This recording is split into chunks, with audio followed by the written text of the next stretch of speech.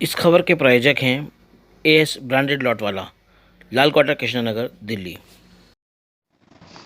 मिर्जा जी, जो चीज़ें आप पीछे लगातार जिस तरह के आरोप आप लगा रहे थे, वही चीज़ सामने आ रही है दोबारा से। और राहुल गांधी ने पूरे जो है दमखम के साथ इस बार बहुत गंभीर आरोप लगाए, चुनाव आयोग पर भी लगाए, केंद्र सरकार पर भी लगाए, और यहाँ तक कि उन्होंने साफ कह दिया कि वोट की चोरी हो रही है। एक ये नई चीज़ सामने आ रही है, हालांकि चीज़ तो पुरानी है लेकिन नए अंदाज में सामने आई। अब इसे आप कैसे देख रहे हैं? क्या लगता है ये किस हद तक ये मामला जाएगा? नहीं नहीं, इसमें क्या है कि वोट की तो ये अब से नहीं, एक दफ़ा पहले भी ये कई वारदात हुई हैं ये। और जैसे अभी हरियाणा, महाराष्ट्र के हमारे सामने ही है जी। तो वोट का तो गड़बड़ हो ही रही है। तो चुनाव आयोग को चाहिए कि ईमानदारी से काम करें, क्योंकि वोट ही एक ऐसी चीज़ है जो जमहूरियत को, लोकतंत्र को जिंदा रखती है।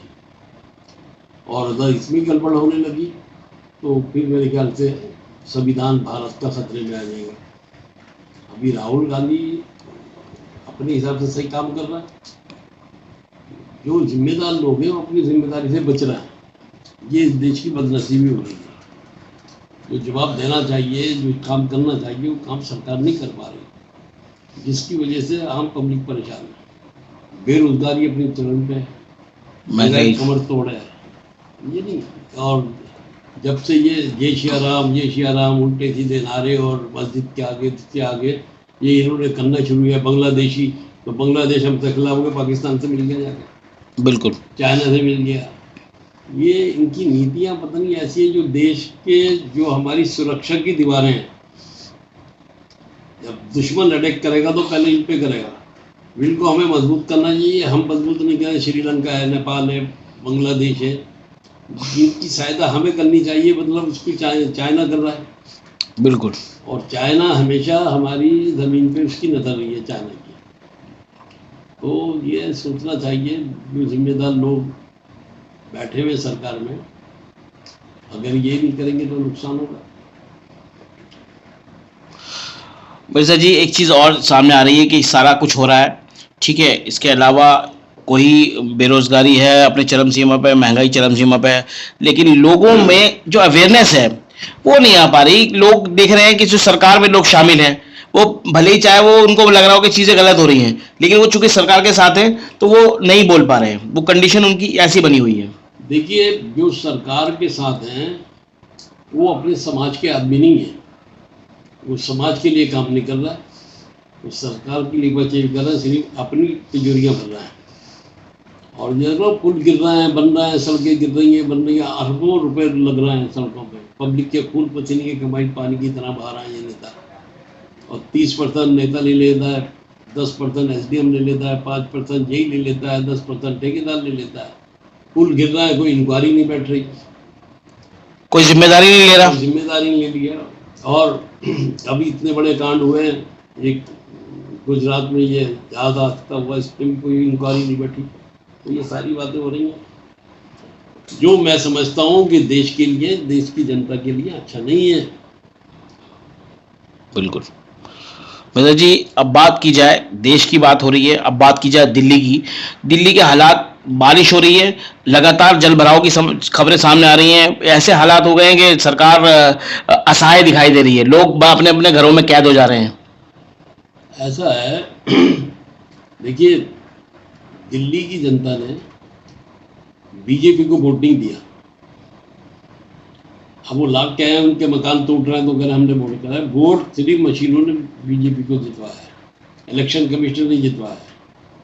नहीं तो बैलेट पेपर चुनाव करा तो पता लग जाएगी। 5 सीटें, 5 MLA जीतने मुश्किल हो जाएंगे बीजेपी को दिल्ली में, 5 MLA। और जहाँ इनका गढ़ है ना RSS का, वहीं से हार जाएंगे। ये है, पब्लिक वोट नहीं दे रही। बहुत गंभीर आरोप मिर्जा जी आप लगा रहे हैं ये। बिल्कुल, पब्लिक वोट नहीं दे रही। आप इंक्वायरी करा लीजिए, और जितने के चैनल है ना गोदी मीडिया, इनकी भी सुन लीजिए, इनको कोई नहीं देख रहा। ये तो सर्वे करा लो अगर में, आज तक, इंडिया TV, ये चैनल कोई देख ही नहीं रहा। फिर फेसबुक देख रहे हैं लोग, फेसबुक पे जो सोशल मीडिया देख रहे हैं। हाँ, सोशल मीडिया देख रहे हैं लोग। तो सरकार दिल्ली की चल रही है, लेकिन जो उपलब्धियां हैं, जो चीजें हैं, जो वादे किए गए थे दिल्ली की आवाम से, जनता से, वो कुछ भी नहीं दिखाई दे रहा, वो कुछ पूरे नहीं हो रहे। 14 में मोदी ने भी तो दिए बहुत सारे वादे, तो यही दिल्ली में मोदी ने किए वादे, जहां झुग्गी वहां पक्का मकान, गैस सिलेंडर 500 रुपए का,